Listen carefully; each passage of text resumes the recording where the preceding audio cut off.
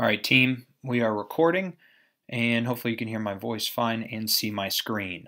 So this is going to be instructions for how to access our Cuyahoga County ArcGIS map.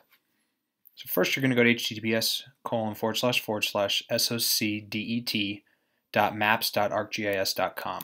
All you have to do is type that in, just like that. And username will be luke.beckman.agol. And Anthony has our new super secret password. It'll log you in. And the first thing you're going to do is go over to map. Wait for just a second. And we're actually going to go to Gallery and click on Cleveland Open Data.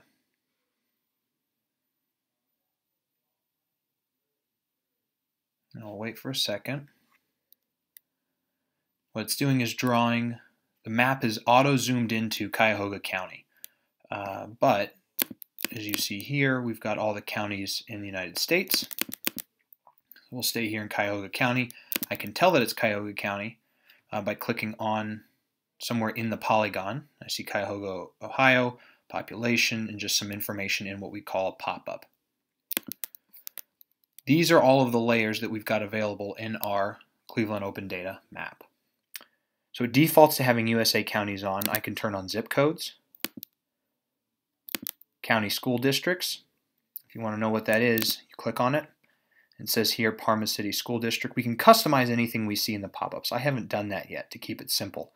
But you see here 1 of 2. That means there's a second piece of data, a second layer somewhere. So if I click this arrow, it goes to Cuyahoga. So this way I can tell exactly what I'm clicking on. And you'll see here if I have 3 or 4 or 5 different things turned on, the map gets really busy. And ideally we don't want that, but you see here 1 of 5.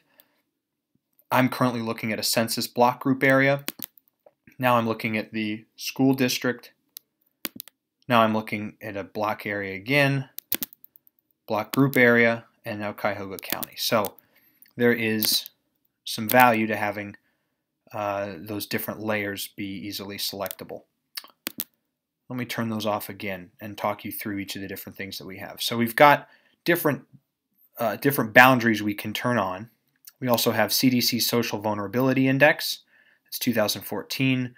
We've got community gardens. We have county farmers markets.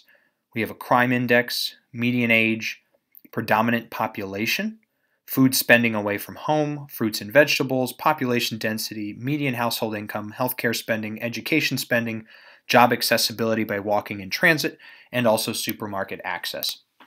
Now, one of the questions that we're already asking is, what does all this mean when I turn on a layer? Does it make sense? Can I use it? But let's turn on, let's go up here.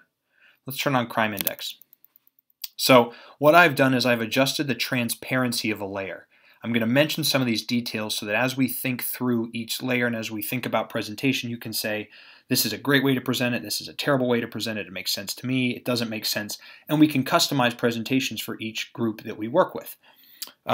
You'll notice that this crime index shows a semi-transparent layer. You can play around with it actually. If you click these 3 dots, you click on transparency, and you can make it more opaque or more transparent. So I did this here, medium transparency, so you can still kind of read the actual neighborhoods throughout the county. I'll click off of that. You can also change the base map. We talked about base maps earlier. The ones I would recommend at this point would either be dark gray canvas or streets. Maybe even light gray canvas, but right now our default is streets. Let me show you what a light gray canvas looks like. So for some that might be easier to read, for others maybe not. And then let's go to dark gray again. Just different ways to see how the data looks. Let me show you what it looks like here. So again, some things stand out more, some things don't. I'm going to go back to my original medium transparency and back to streets. Now, what does crime index actually mean? Again, clicking on these 3 dots, show item details. This gives you the detail behind the layer and the data that we're looking at. So premium content, we get this as part of our subscription. We have crime index in the US by 2017. And it starts to talk about what the data means. And every layer is going to have this. And we're going to come up with things that say, yes, we like this more, we don't like this layer. So I won't go through this for each one, but again, going to that show details, let's do this for median age here.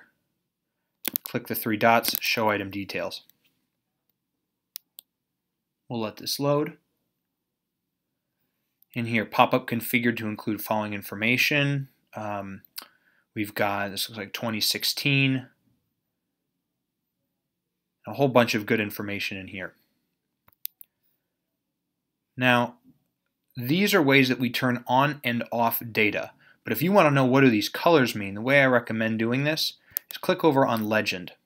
It keeps it pretty clean and simple. But this basically says for a specific tract what your median age is. So again, we have the 1 of 2. Let me click to the next one. Aha, median age here is 33. U.S. median age is 38. And that correlates, the color of the blue. Let me go back to content. Let's go, we've got predominant population. Food spending away from home. This one's kind of cool. Who spends more and who spends less on food? Again, let's go to the legend. How much you're spending per household per year. You say, do we trust that data? Do we like it? Show item details. And all of you can do everything that you're seeing me do here.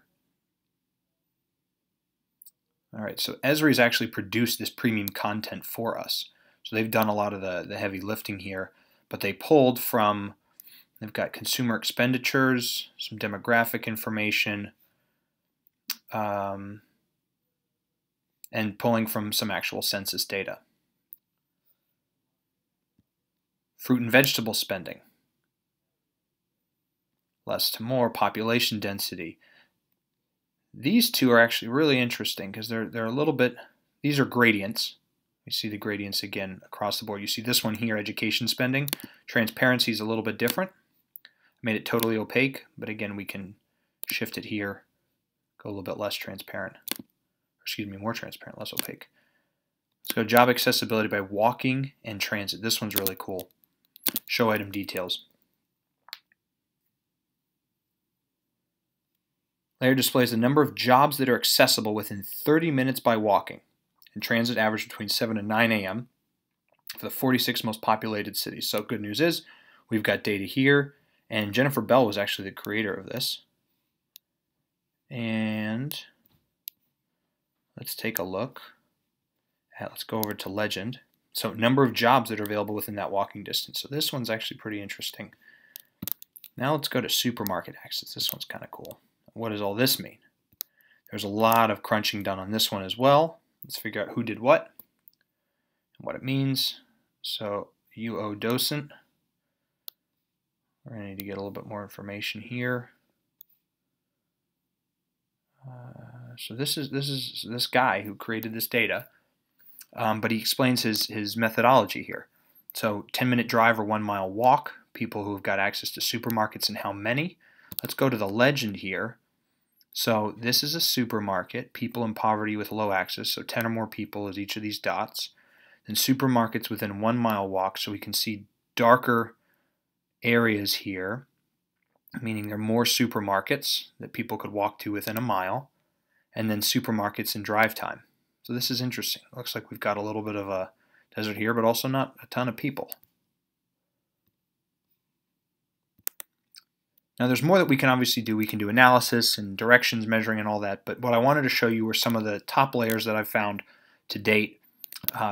If you want to do your own search, play around, you can do Living Atlas. That's a really cool thing where you can see different categories here. So you could try and find more demographic and lifestyle layers. And let's say you wanted to add, you said, this is interesting. What's income extremes? If you click on that, let me close this.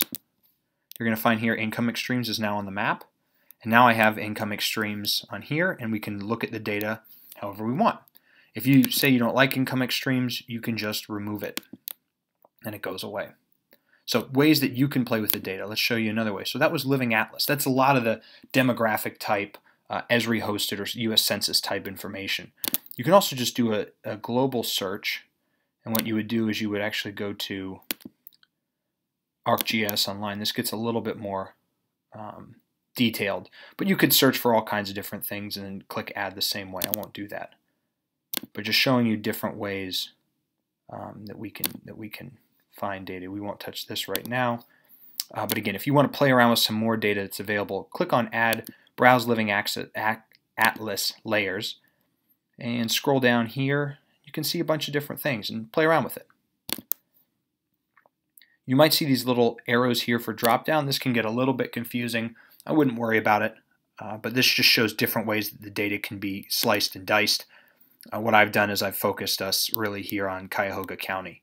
Down the road, once we have layers that we like, we can create a presentation, and that's that storybook model where we could, each page of the storybook could be a different data layer or a different kind of analysis.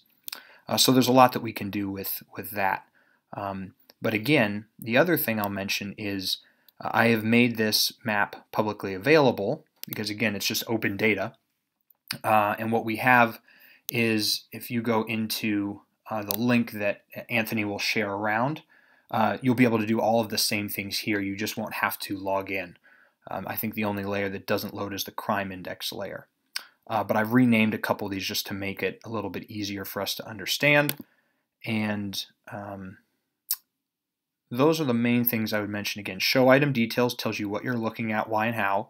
The transparency allows you to sort of toggle how it looks. And then we can play around with the base map. When you turn on a layer, again, go over to the legend, and it will explain to you what you're looking at. Let me show you what it looks like if I've got 3 things turned on. As you see here, 3 things turned on doesn't really, it's kind of kludgy. The thing that's going to show, the thing that's listed highest, crime index, shows on top of the other layers. So I can't even see median index. Let me turn off crime index. There's the median index. If I turn off median, then I have the 3rd layer of predominant population. But let me turn these 3 on. And you can see here the index, or I should say the legend for each of these 3 data sets, which is why, again, I recommend just having one at a time to play around and look and learn. So I hope this is a hopeful video or a helpful video, and we'll take it from here. But here's a start, and we can start starting to view, manipulate, play with, and ask questions about all the data that's out there. Thanks a lot.